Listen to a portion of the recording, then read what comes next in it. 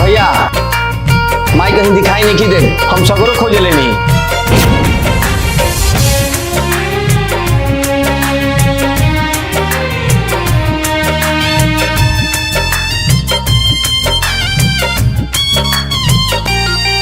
जब बचपन में रोवत रही माई लोरवा पोछत रहे, हमरो से बेसी हमरा हो बाहरे में सोचत रहे।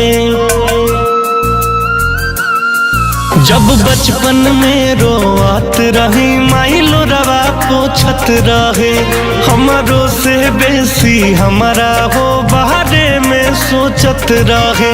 जब से जिंदगी में तू आइलू साथ सबके हो छोड़लू, कौना गलती के बोला सजा दी हलू। माई गाँव से सिखवले रहे, तू तरोवे सिखा दी हलू। माई गाँव से सिखवले रहे,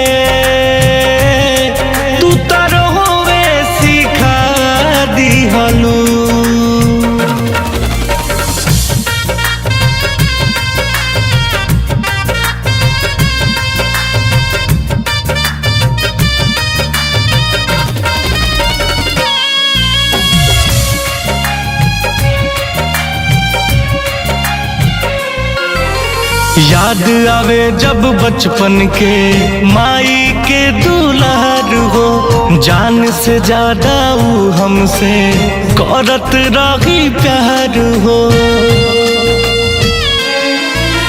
चंदा मामा रे आवो, आरे आवो पारे आवो, सोने के कटोरिया में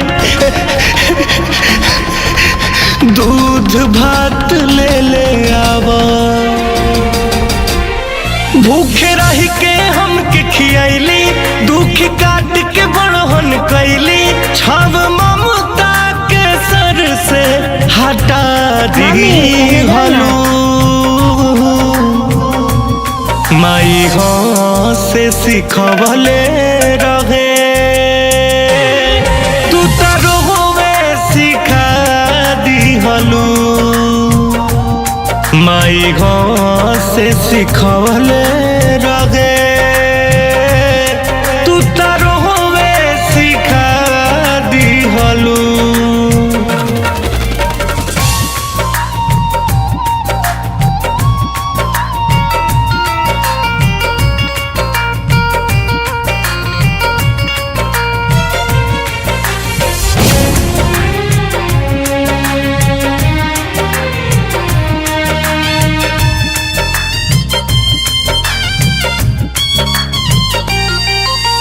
छछनत होई तड़पत होई आजो हमर माई, बाकी कौन मुँह लेके ओकरा लागे जाई। बुझनी अब सच्चाई के, भाई बिना भाई के जग में कुछ नहीं खे हो। बेटा बिना माई के सब लोग के हम ठुकरारी, लिहनी तोहरा के अपनारी। तब रीत 20 साल के तू ना भइलू। माई गाँव से सिखवले रहे, तू तरोवे सिखा दी हलू। माई गाँव से सिखवले